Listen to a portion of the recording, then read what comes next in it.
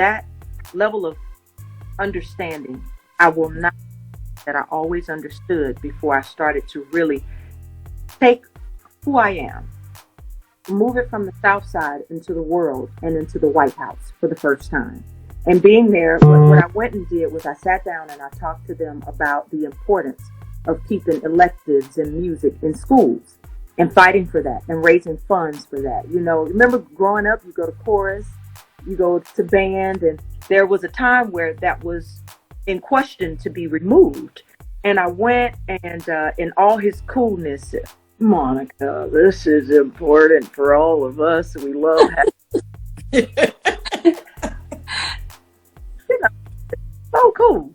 But he heard what I had to say about how standing in chorus and learning to harmonize and work with other people and all of these things that were given to us in the public school system at that point, why you could not take that away. So that was the first time that I voted and the first time that I actually went into the White House and did the work that needed to be done.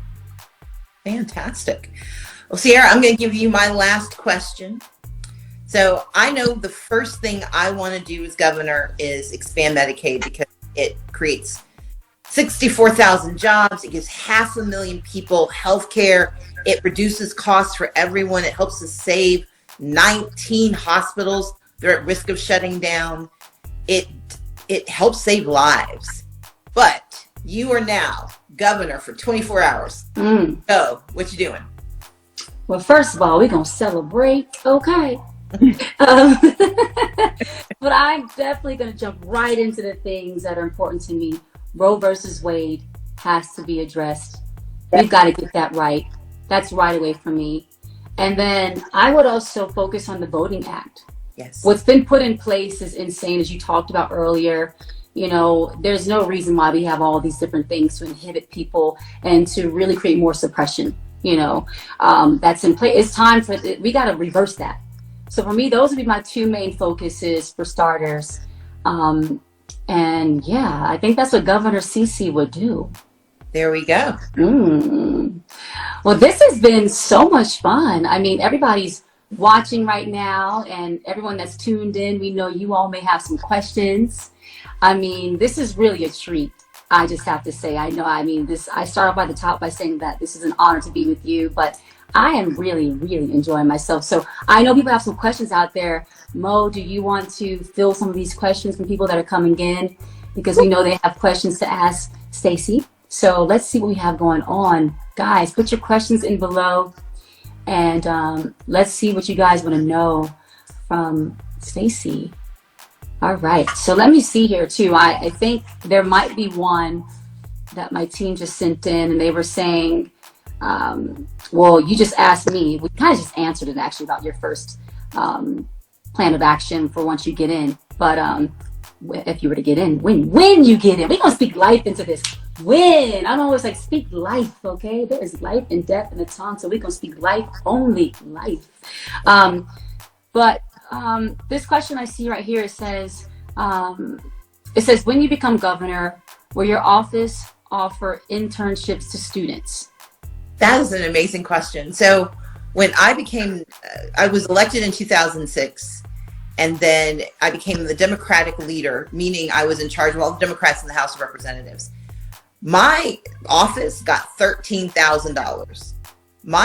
The majority leader, his office basically ended up with roughly $1 million. So there's a little bit of a disparity in investment. So what I had to do was figure out a way to serve all of the people that Democrats represented, even though we didn't have the money. So I took money out of my campaign account to hire some young people to work for me. But then I thought, why not create opportunities for young people? So I actually I brought in a young woman named Jenny, and my chief of staff was a young woman named Ashley. And we created an internship program. And by the end of my 7 years, we'd had more than 400 interns who got to learn about policy, got to learn about politics. And what was the most fun moment for me for all of that was that one day someone from the other side of the aisle came up to me, and I can't tell if he thought it was a compliment or an insult, but he said, "I can tell when somebody works for you because it looks like the United Nations." And for me, that was the highest compliment, because I wanted that office to look like Georgia, but I also wanted young people from every race, every region, every creed to know that they belonged in that space. They deserved to be under that gold dome. They deserved to be at the Capitol. And so, yes, as governor, I want to create a youth council of high school students and middle school students who advise me. I'm going to create internships so that we've got young people working in every level of state government, so they're understanding before it impacts them what they can do, but also so they can help impact solutions ahead of time. My first real job was working for the city of Atlanta as a junior in college, because I got into a fight with Maynard Jackson. He won the fight, but then he hired me, so it worked out. He saw that fight in you. He was like, Exactly. come and fight with me.